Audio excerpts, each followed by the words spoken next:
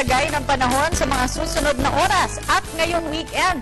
Mula kay April Enerio. April. Salamat, Miss Cathy. Naku, halos hindi po gumagalaw itong binabatayang low pressure area sa loob ng Philippine Area of Responsibility.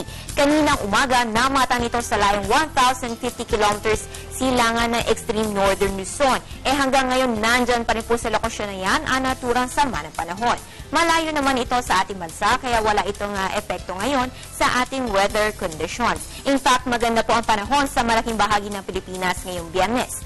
At para sa mga susunod na oras at this weekend, generally maganda po ang panahon sa Pilipinas, maliban na lamang dito sa may extreme northern Luzon, particular na sa may Batanes, Calayan at Babuyan groups of islands dahil po yan sa southwest monsoon na siyang magdadala ng mahihina hanggang katamtamang pag-ulan. Dito naman sa Metro Manila at natitirang bahagi ng bansa ay maganda at mainit ang panahon, pero dahil po nasa panahon pa rin tayo ng tag-ulan, posible pa rin makaranas ng thunderstorms. So magdala ng payong bilang panangga sa init ng araw at pagsapit ng hapon o gabi bilang panangga naman sa mga isolated thunderstorms. Sa iba pang balita, mga kababayan, nakataas pa rin po ang gale warning sa hilagang baybayin ng kung saan nakaranas pa rin po ng ilang mga pag-ulan.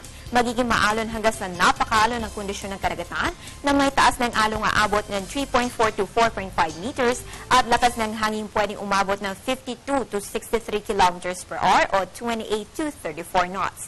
Kabilang po dito ang mga baybayin na Batanes, Calayan, Babuyan, northern coast ng Cagayan at northern coast ng Ilocos Norte. Abiso po natin na hanggat nakataas ang gale warning sa mga nabanggit na baybayin, delikado po ang maglayag dahil sa malalaking alon na dulot ng southwest monsoon. Samantala, bukas, huling araw na po ng Agosto, sisikat po ang araw alas 5:44 ng umaga at lulubog naman alas 6:08 ng gabi.